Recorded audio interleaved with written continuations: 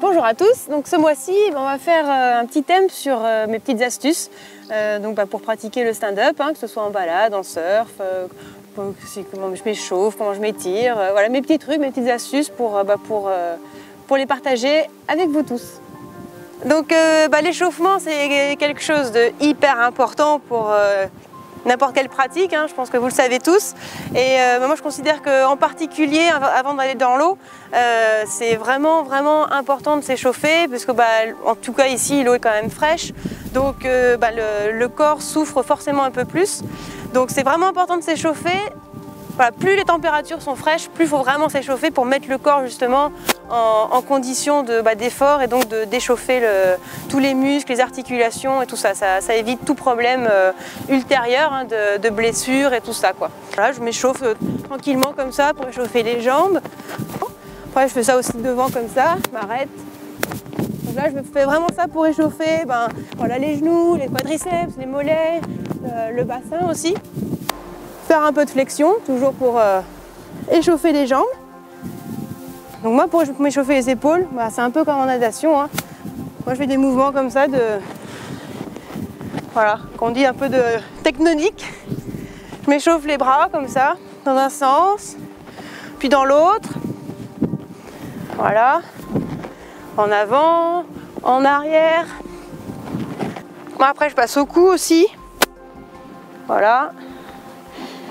Okay. Donc après une bonne session, on a bien mal aux bras, bien mal aux jambes, bien partout. S'étirer, ça fait vraiment du bien, ça permet aussi d'éviter les blessures et ça permet de bien récupérer. Je pense que tous les sportifs, vous connaissez ça, donc c'est super important. Donc, je vais vous montrer quelques petits exercices que moi personnellement je fais. Donc normalement, tout ce qui concerne les étirements, il faut les tenir au moins 20 secondes pour que ce soit efficace. Donc bon, je ne vais pas faire ça. Ensuite, après, moi je me baisse comme ça, je vais aller sur les côtés. En fait, ça étire tout le côté ici. Après, si on est un peu plus avisé, on peut s'aider de la main ici pour tirer. Ça. Ensuite, pour étirer les bras, on vient chercher derrière. Ça permet d'étirer toute cette partie-là. Donc, il faut faire attention de ne pas se cambrer, faut toujours bien rester droit. Et si on ne peut pas aller plus loin que ça, c'est pas grave. L'important, c'est que ça tire et au pire, on utilise une serviette pour s'aider à tirer. Voilà, donc là on va passer à terre pour étirer plus toute la partie postérieure en fait, des jambes et des cuisses. Donc en fait là voilà, j'ai une jambe tendue, je plie l'autre, ça évite... Moi je suis pas très partisane de ça parce que ça tord le genou dans l'autre sens, donc je suis plus dans ce sens-là. En fait les dos droits, et en fait je vais m'abaisser ici doucement. Le tout c'est que sentir que ça tire derrière les jambes. Parce qu'en stand-up on est quand même vraiment en appui sur les jambes, on est toujours un peu fléchi, donc vraiment toutes les jambes travaillent et c'est vraiment important de les étirer, quoi. Ensuite pour étirer plus tout ce qui est adducteur, voilà, je me mets droit pareil et je viens ramener les talons le plus possible en baissant les genoux en fait, naturellement. Donc là ça étire toute la partie des adducteurs. Ensuite on a un autre exercice qui permet d'étirer plus les fessiers en fait ici. Donc voilà, je me mets comme ça, je plie une jambe tendue et je viens en fait ramener mon genou sur l'épaule opposée, comme ça, et là en fait je dois sentir que ça tire tout ici, quoi. Alors donc là on va voir vraiment des tout petits trucs, ce qu'on appelle, c'est plus au niveau équipement vestimentaire, parce que le stand-up c'est vrai que c'est un sport qui se pratique sur l'eau, mais en fait selon qu'on soit en surf ou en balade ou en course, on ne mettra pas les mêmes choses, parce que c'est quand même un effort assez finalement athlétique, entre guillemets, on rame et on est quand même sur l'eau.